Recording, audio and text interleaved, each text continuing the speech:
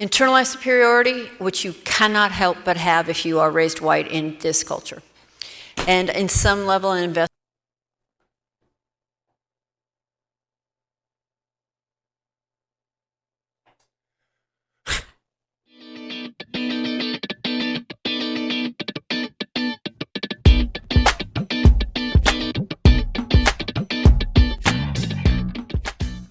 Continuing on. Let's see if I can actually get this done today. Just these 30 minutes in this last part. Hope you guys are ready. I sometimes think if I went into the bathroom and I came out and the back of my dress was hiked into my pantyhose and my ass was showing, I sure hope you'd let me know. And I wouldn't say to you, how dare you suggest my ass is showing? And you better proceed as if it isn't.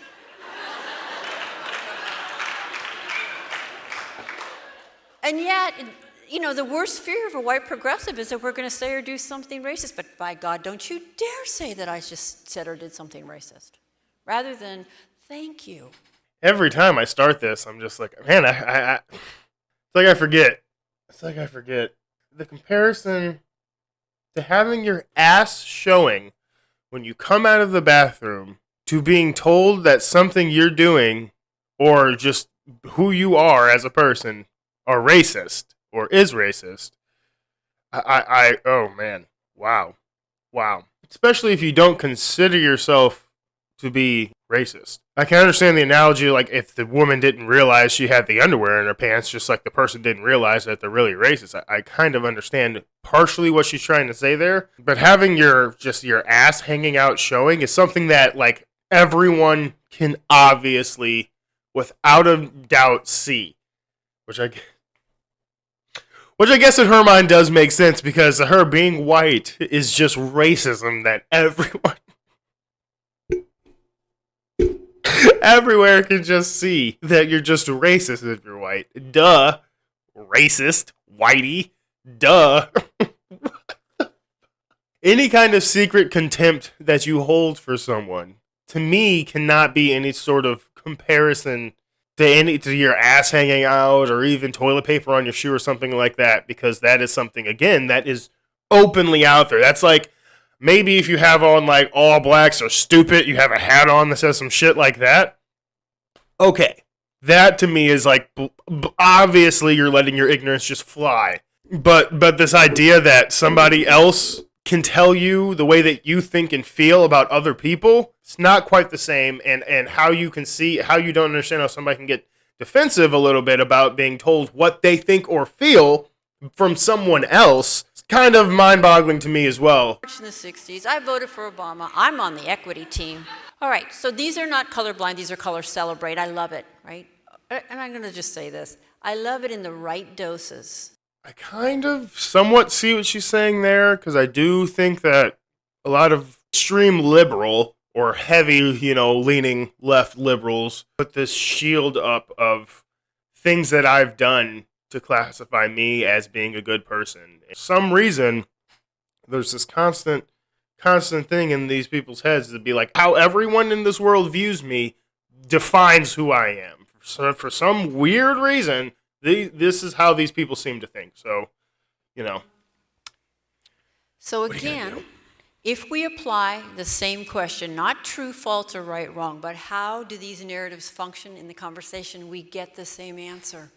They all exempt the person from any part of the problem. They all take race off the table. They all close rather than open. And they all protect the current racial hierarchy and the white position within it. And what I think is going on, what I think of as the linchpins of new racism, right, is the good-bad binary, and that one's really effective. Deep implicit bias, which you can't help but absorb. This precious ideology of individualism. At the same time, this idea that we don't speak from any particular position, but speak for all of humanity. And people of color speak for their group. And when we're interested in hearing about that, we'll ask them, but we'll cover everything else, right? I will say this, with that idea that people of color speak for their group whenever we speak for everyone, no. There are a lot of people of color who directly speak for black people and other people of color, those who speak on humans as a human basis, do not think that they're just talking about just the humans that fit into their same characteristics. Whenever somebody talks about a basis of what we all need or what an individual needs, I do not think that you should base that opinion solely on what their characteristics are. All of those opinions are not for me because I don't fit into that category that you fit into. You really miss out on so much diversity of thought. Oh my God. Internalized superiority, which you cannot help but have if you are raised white in this culture. And in some level, an investment.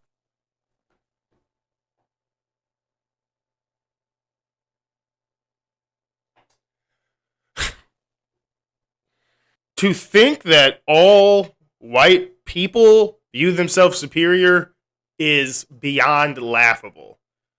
Because there are a lot of white men that I know who view themselves very low.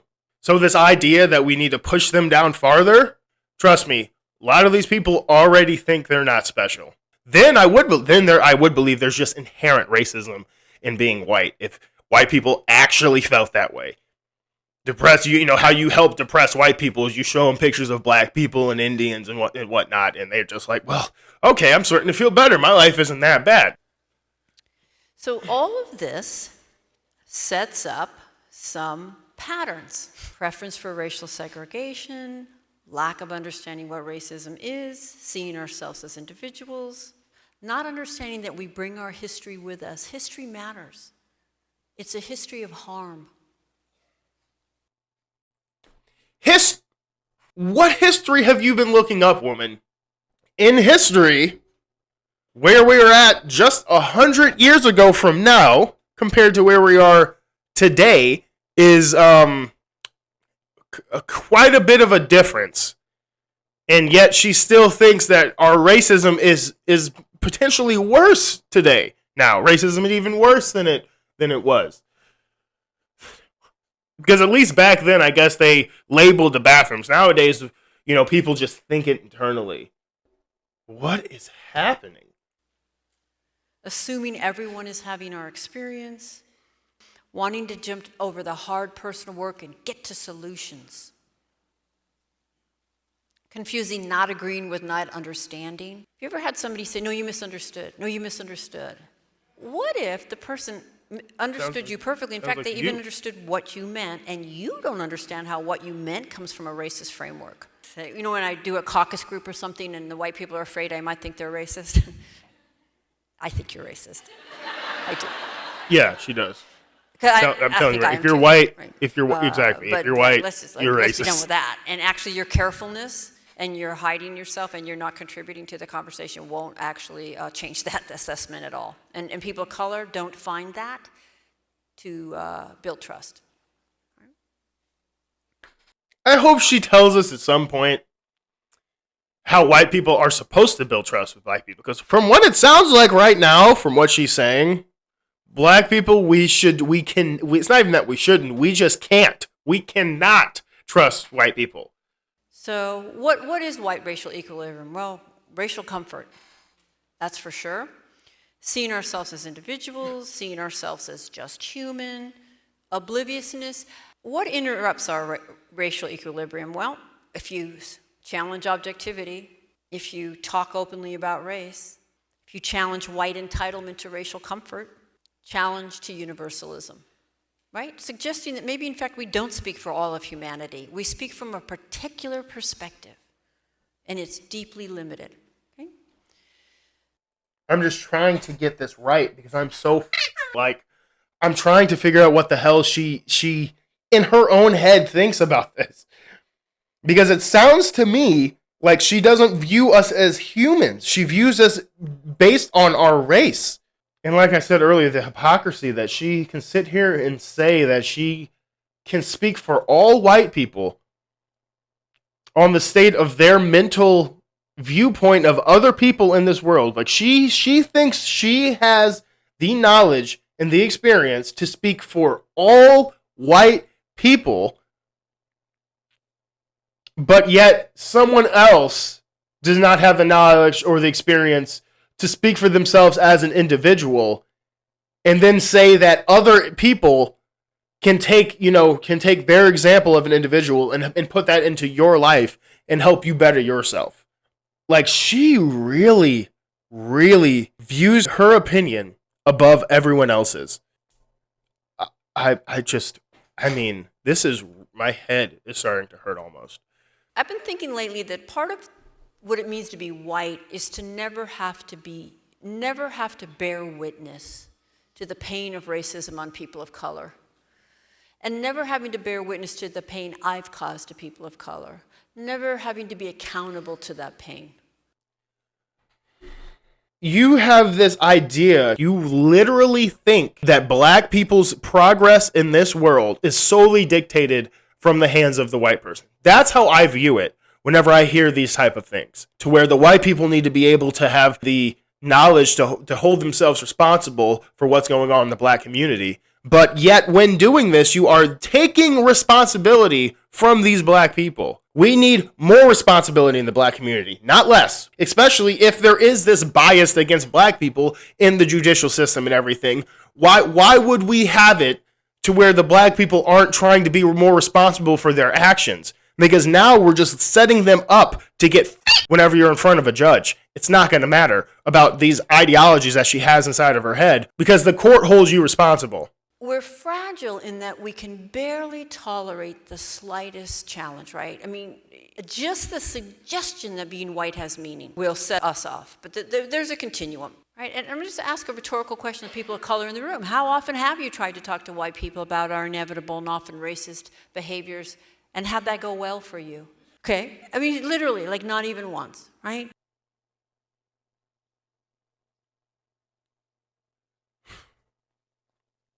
Dude, of course you're going to have people agree with you when you're in a room full of people who agree with you, dude. Don't try to act like, let me just ask here's from a black person.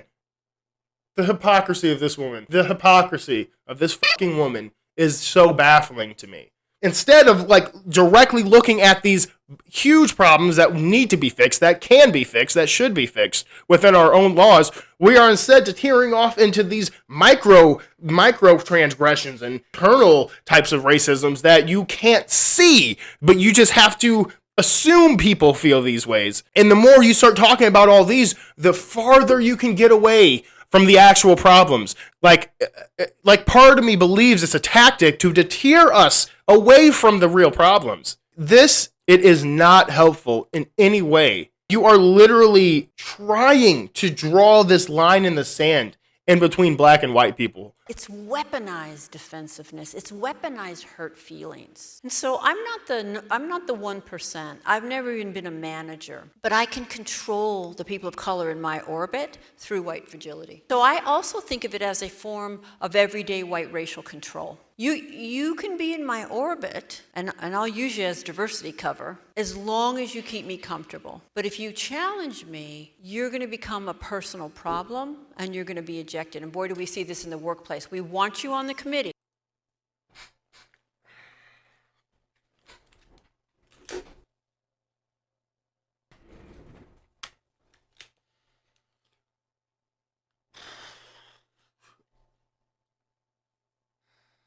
What the f*** is this woman talking about? That has nothing to do with race. If you have someone around enough to consider them a friend and call them a friend, if they try to have just a discussion with you about something that you don't find exactly comfortable with them, then you decide to completely cut off that friendship. You sound like a shit person to have as a friend. That's all that is. But yet again, sounds very personal to you. Know plenty of white people who have had black friends who they've gotten into many confrontations with over, stupid shit that has nothing to do with race, just stupid shit about video games or fucking clothes or girls, which girls I would consider being more crucial to bring down a friendship than a racial topic debate would be, and they have still kept a friendship throughout this. So to think that people will associate themselves enough with others and care about someone else enough to consider them a friend, and then have the ability to just throw them away so easily on something like this, I think really just shows your colors. That's just a bad human trait to have in general. What are you talking about, dude? Anyone who does this is black, it doesn't matter. Don't be that kind of person. If you're that kind of person, you need to work on yourself to fix that. Because that is not a healthy way to live your life. As soon as someone starts to kind of disagree with you or get out of your comfort zone, you completely erase them from your life. That seems like a very internally control problem that you have. We're not going to pay you anymore, but we do want you on the committee as long as you don't actually do what we asked you to be on the committee to do. I was working with a group of educators who had been meeting regularly for at least 8 sessions. This presentation is designed to make visible the relentless messages of white superiority, etc. Then a white teacher raised her hand and told a story about an interaction she had as she drove alongside a group of parents protesting the achievement gap in her school. And she then proceeded to imitate one mother in particular. "You don't understand our children," this mother had called out to her as she drove by. The room seemed to collectively hold its breath at her imitation, which was bordering on racial mockery. While the teacher's concluding point was that, on reflection, she came to realize that the mother was right and that she really didn't understand children of color, for the room, the emotional impact was on her stereotypical imitation of an angry black woman. Should I act with integrity and point out what was racially problematic about the story? After all, making racism visible was literally what I had been hired to do.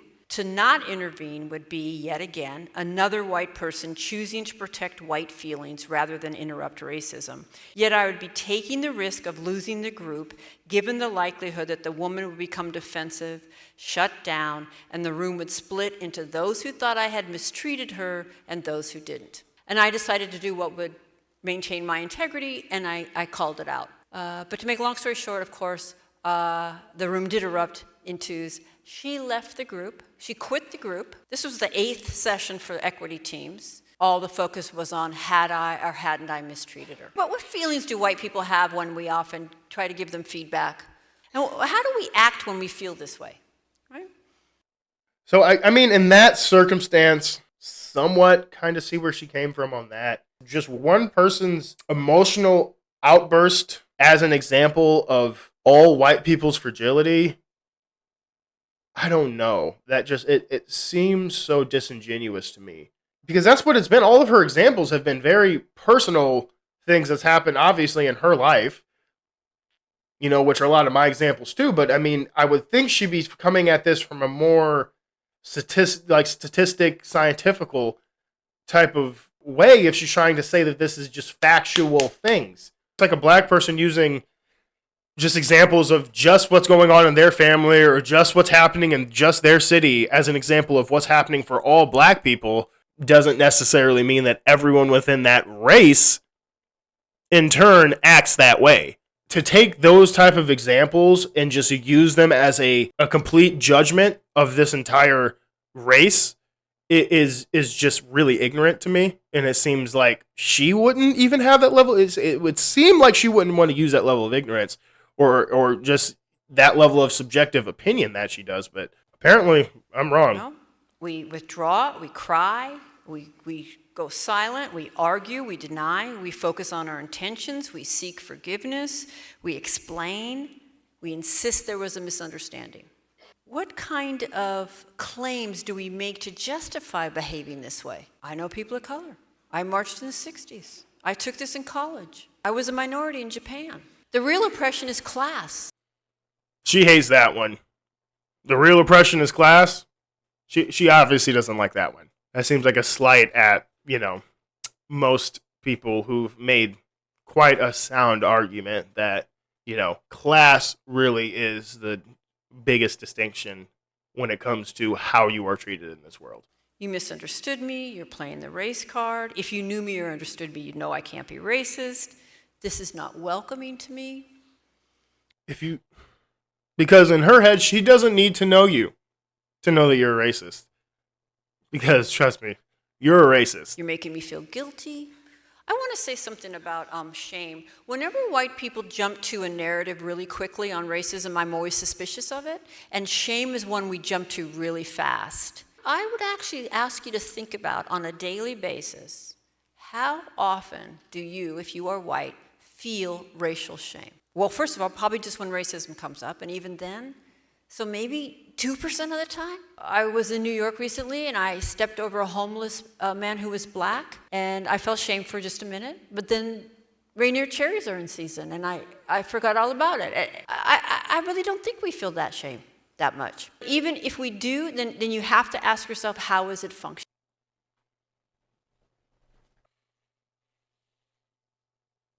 You are having someone tell you that you should feel shame for something that was outside of your control, like the race that you were born into. Wow. Wow. What does it do for you? What is the cultural capital that you get from that?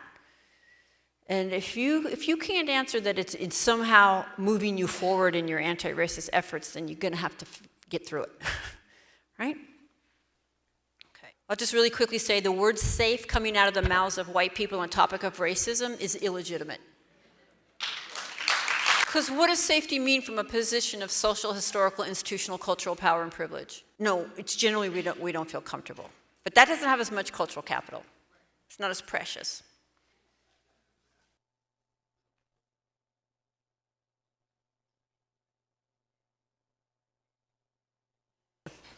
And in some level, an investment.